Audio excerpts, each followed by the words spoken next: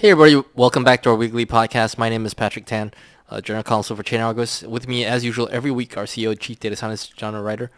We thank you for tuning in. Thank you for all the likes, comments, and subscribes, and all the comments. Keep them coming in. We appreciate the feedback, and we appreciate all your questions. We can't get to all of them every time. Every week is slightly different. And this week, what we'll be looking at is the FTX lawsuits.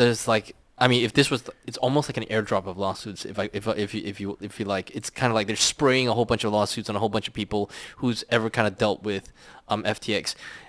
It's interesting, and John will have all the details, and he'll run through those with you. Some details. There's a lot of lawsuits. Yeah, there's a lot of lawsuits, but some of the little tidbits I found to be interesting, fascinating, and honestly, a lot of people just gave these guys way too much credit as to how diabolical their schemes were. Okay. Next, we'll talk about Tron-Peg USDC. Oh, it's the USDC you never knew could get pegged on a blockchain you never heard of.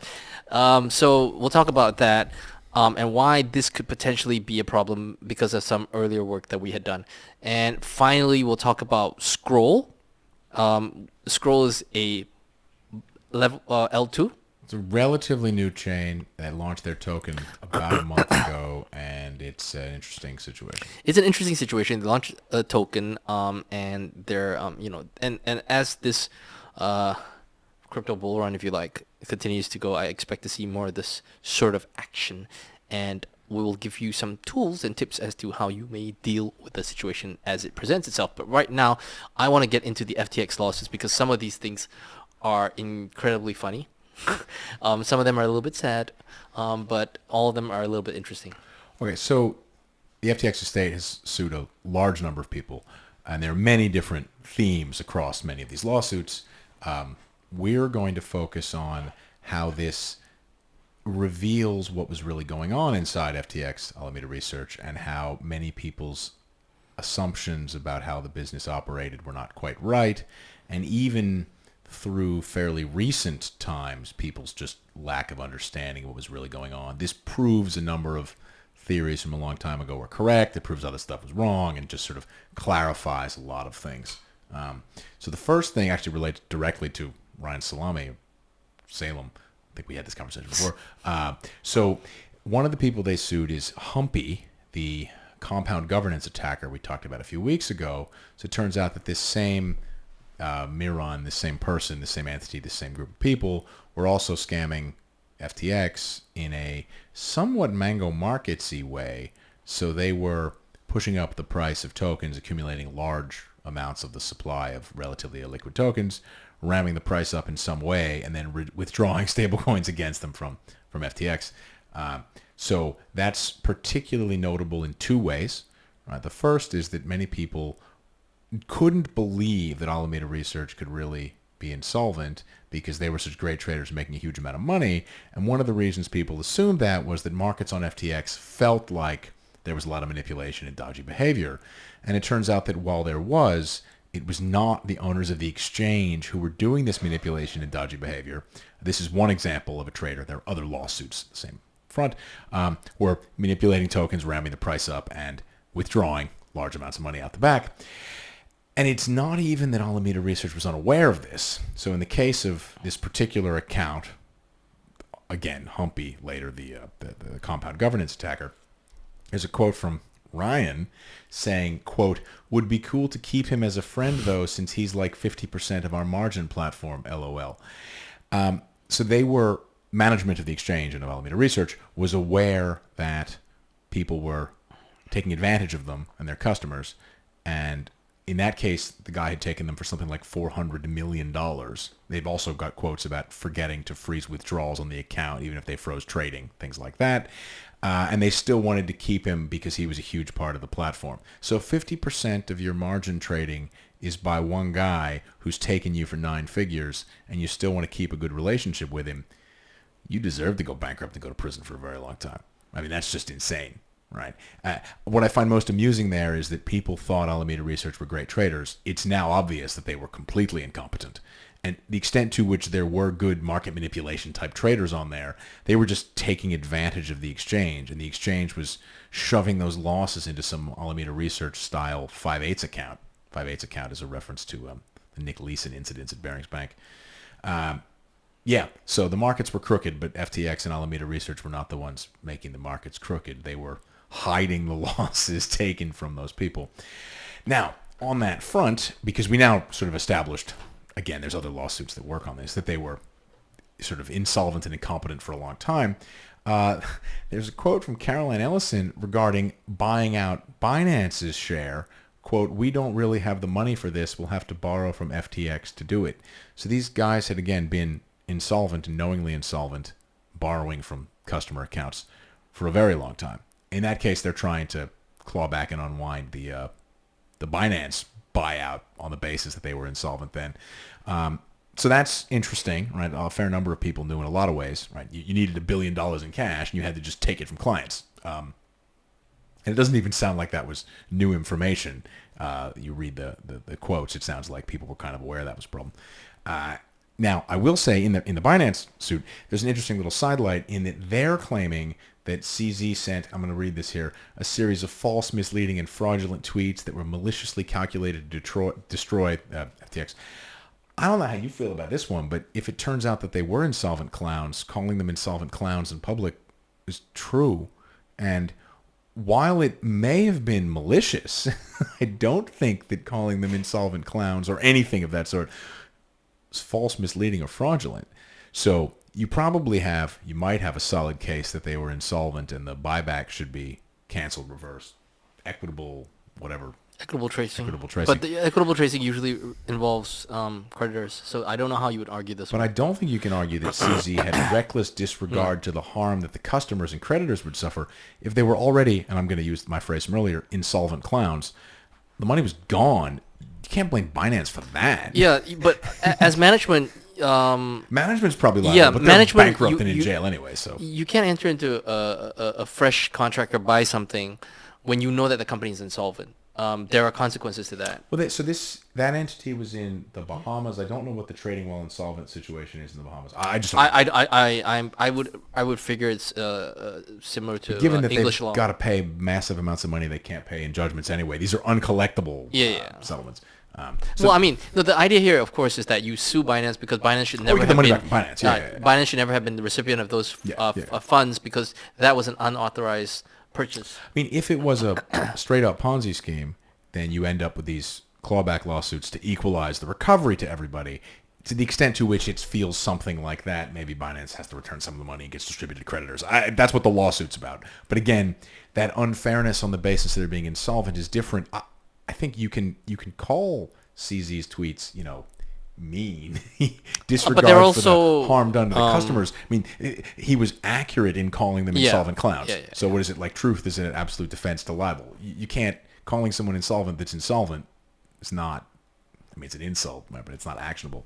Anyway, so that's an interesting little tidbit. Now, we also learn a bit about the operations of crypto exchanges and OTC firms from these lawsuits. And this is interesting because it confirms, tightens up a lot of what people suspected or sort of knew with respect to exchange account activities, KYC and UBO disclosures, and the way OTC firms worked. So there's specific discussion. They're suing a number of exchanges, Crypto.com, Huobi, MEXC. There's lots of lawsuits here. So they point out that Alameda had an account at Crypto.com, and it was in the name of one of the Genesis Block employees.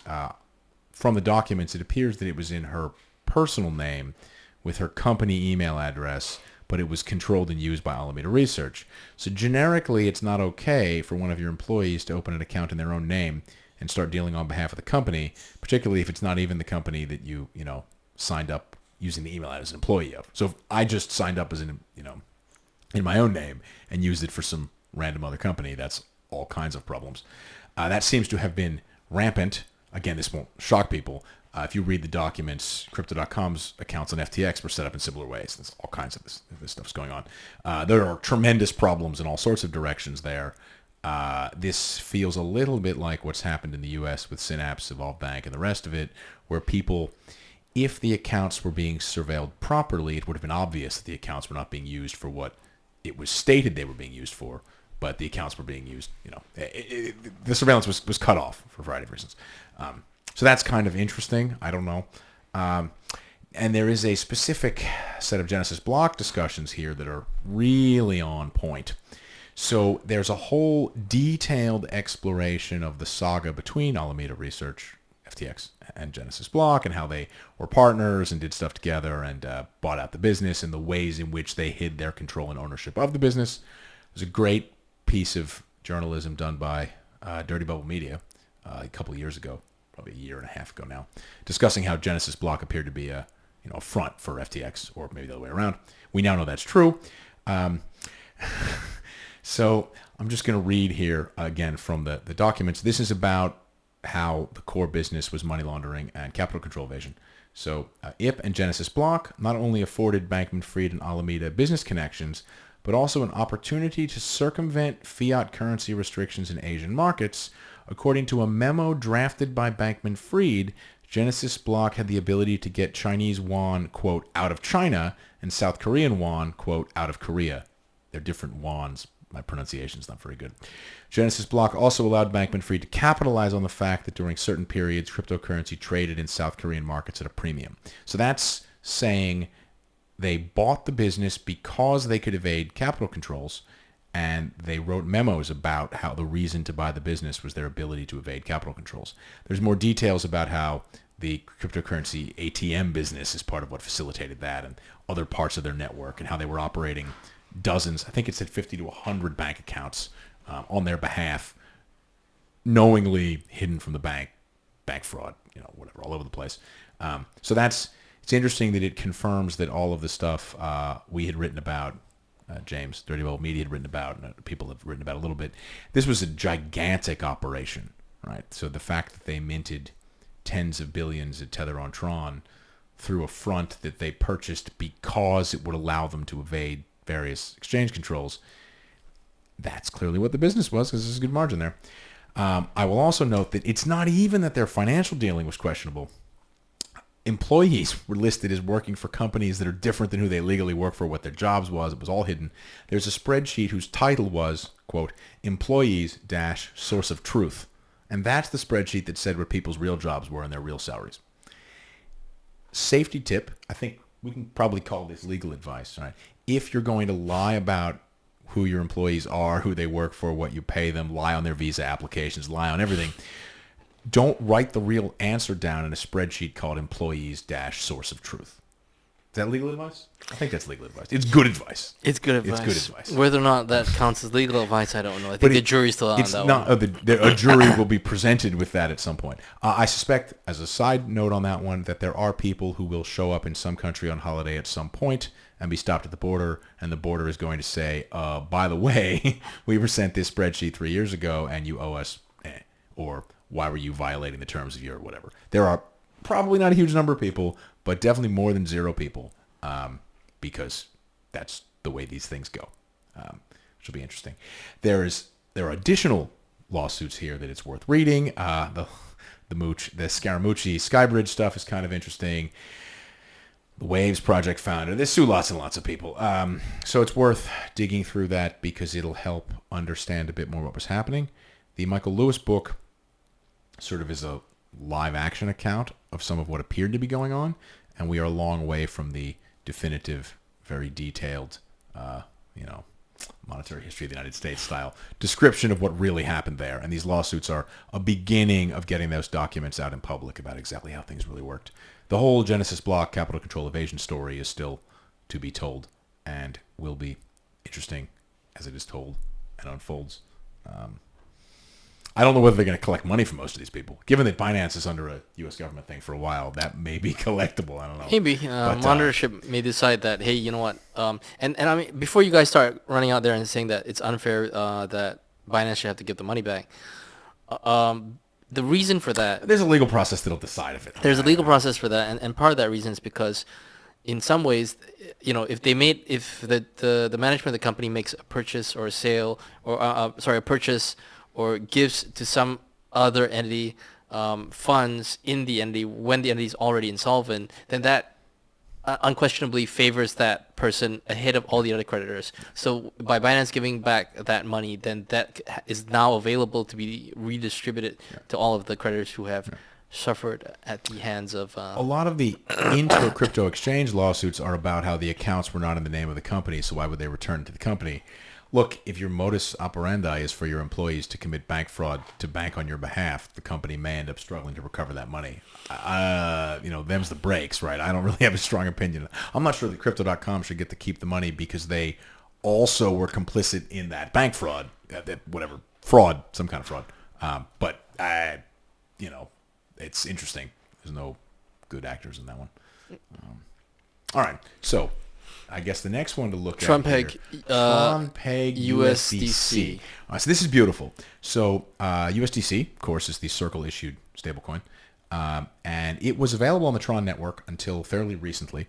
And then they discontinued Tron, presumably because they were told the Tron network was too dodgy for them to use. The market cap on Tron had never been an outsized fraction of the total amount of USDC outstanding. In fact, it shocked a lot of people to find out that USDC was available on Tron at all. And it's done now. Now, the Tron organization, we don't know which part of the Tron organization, because the Tron DAO, the Tron whatever, you can never tell what's what. They announced they were going to run their own Tron-Peg USDC. So this would be run by their holding USDC in an Ethereum escrow wallet, bridge wallet, and then issuing mirror tokens on the Tron network. They've set that up. We did a bit of an audit, and it appears that the $10 that were outstanding at the time are correctly backed. So this is the first whatever week of action, and you can see here these numbers are not in millions. Those are the total amounts transferred, number of transfers. It's clearly not really used yet. Uptake has been small. Well, for now. For now. We don't know whether uptake will ever increase. What's interesting here, though, is not the paltry amount of volume, which is probably not shocking given it's a paltry amount of volume. What's interesting here is the questions it raises around Circle's responsibilities and business entanglements. So as people may recall, Binance had a stablecoin branded the Binance dollar, Paxos, and Binance issued a wrapped version of that on the Binance Smart Chain. There were difficulties, and as a result, the entire token was shut down. There were $27 billion or so at peak of the thing, about 5 of which were on mirror tokens, Binance Smart Chain. So out of that 27 on Ethereum, 5 of them were locked, and then the other 22 were just floating on, something like those amounts. And the whole thing got shut down, wiped. Binance lost a tremendous amount of income as a result because Paxos was not appropriately, sufficiently, whatever, supervising its business part. That's what the NYDFS said. Yeah, that's not our opinion. That's the press release, the order to shut down.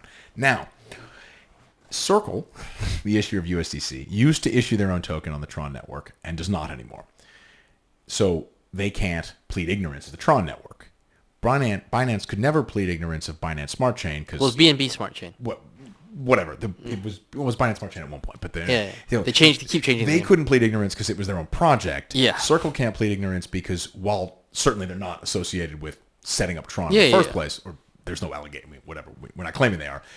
They had a token issued on that network, so they're aware of the network, right? They had a meaningful number of tokens. So now Circle has to make some interesting decisions here. If they have a business relationship with anything related to Tron or Tron's owners, and the Justin Sun complex includes a fair number of entities, right?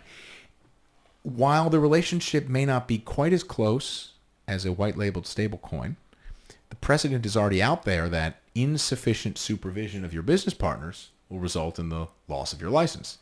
We're not saying that Tron is issuing unbacked Tron-Peg USDC, but if they did, and Circle had a business relationship of some sort with them, one would expect the fair treatment by the regulator would be to not only make them shut down, but usually the second person to commit the violation is treated worse than the first person, so they'd get in marginally more trouble.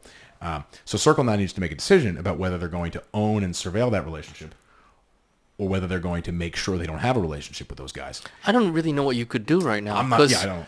The thing is completely out of control right now. It's not in your hands, and you supervise it. What are you going to do? You're going to pick up the phone and call them and say, knock it off? I mean, I think they should be careful that they don't have any Justin Sun affiliated entities on the platform. They have publicly stated that that stuff is no longer on the platform. I think they should really make sure that's true, because NYDFS could decide that their UBO investigations were inadequate, and this guy that they let on the platform without catching him was lying about it, and whack him. I mean, from the perspective of the general public, the BUSD shutdown order came out of nowhere. Yeah. It had never been done before. Yeah. Right. So they are willing to take unprecedented severe action because they previously took unprecedented severe action. Right. So it's interesting there. Again, the wrapping of tokens is a permissionless process. Yeah. But because you have a license, there are responsibilities imposed on you now, and liability, it's a tricky one, and I do have some sympathies for Circle at the same time, because it's a bit like, okay, counterfeit products are a thing. You can't stop counterfeits. Okay, so here I disagree with you. I mean, you can't stop counterfeits, that's fine. Yeah. But if one of the selling points of your product is the very permissionlessness that makes that possible. No. So I'm getting to that. So with companies where their products are counterfeited and nobody expects them, where somebody's used a counterfeit product and they suffer some kind of loss or injury or stuff like that, nobody expects the original brand owner to be responsible for that because that's a counterfeit product. Fine. But in this case, if it's not a bug but a feature of your product where anybody can... You can't pitch your business on the basis of permissionless being efficient and then not also sign up for doing the surveillance the permissionlessness requires.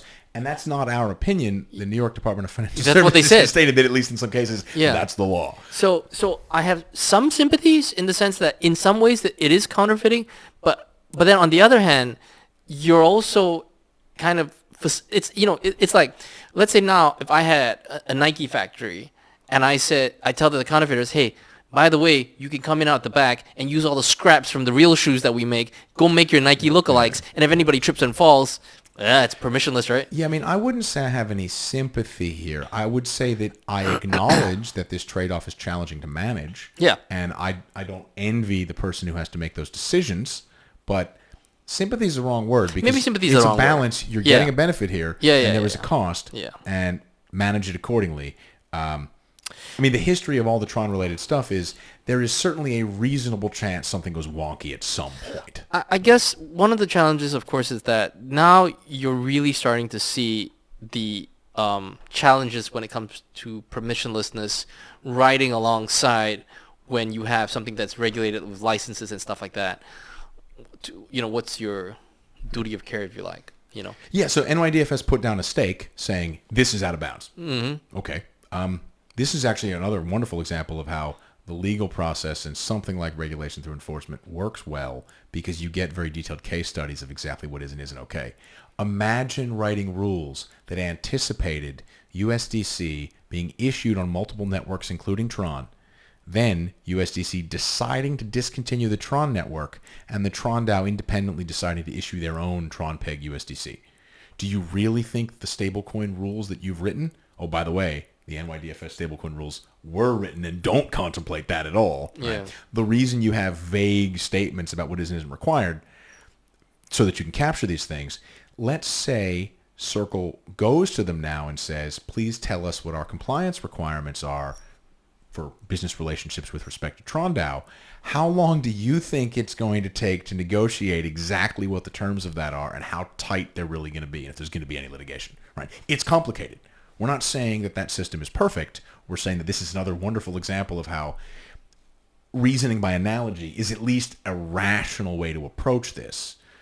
Otherwise, what's Circle supposed to do? Blacklist the Tron fair enough, right? The prescriptive version of regulation will say you're not allowed to have unauthorized wraps. Block all of the unauthorized wrap treasury addresses you find. So the Tron-Peg address on Ethereum, Circle should just blacklist. Right. That's what the rules would require if you had to write them in advance, because they're not going to say you're free from all liability as long as you do the following four things. That's just not going to happen, especially given the precedent of shutting down a $25 billion product. Anyway. So let's talk about Scroll because we spent enough time on... Okay. So the Scroll blockchain launched a little while ago, something like a year ago. Yeah. And they only launched their token recently. And usual token launch procedure has allocations to different amounts and whatnot. So let's take a look here. So we're gonna do our usual thing where we look at the allocations versus the amount actually allocated. And one of the beauties here is that because this is so recent, there really isn't that much action in the token other than the initial allocations. So this billion up here at the top, this is all the tokens, and something like 20% of the tokens are supposed to be free floating at the beginning. So all of these massive 9-figure amounts have to be initial lock wallet, allocation wallet type things.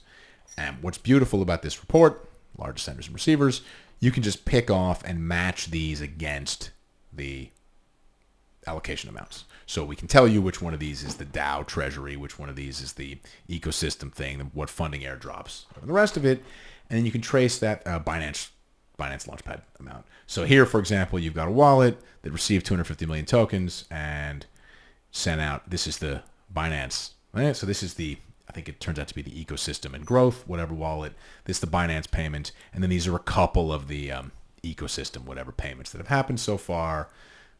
This one that's holding 230 million, I forget what that ends up going into, and then 100 to some investors, whatever thing. You can match out what these are supposed to be, right? So you're able to put together names on all these to be tagged in the system at some point. What's interesting here is that you can look at how much has been distributed versus how much was supposed to be distributed, right? And you can work out what the free float is. And we're going to do that using not even our system, but we're going to do that using the Explorer. So again, because it's new, right? This is just the straight up scroll scan Explorer, right? Here you can see, because it's so fresh, who the largest addresses are, and you can work out, again, matching against the allocation rules, which is which. Similarly, you can add up the amount in all of these wallets that we now know to be very simple early senders and receivers. And you can see these addresses are just receiving huge amounts and doing nothing else, right? So this receive, distribution, fine. If you work this out, the free float is about 136 million tokens, when the documentation said the free float was supposed to be around 190 million tokens. So we've been quoted widely before as saying we've never seen a project where the token allocations were done correctly.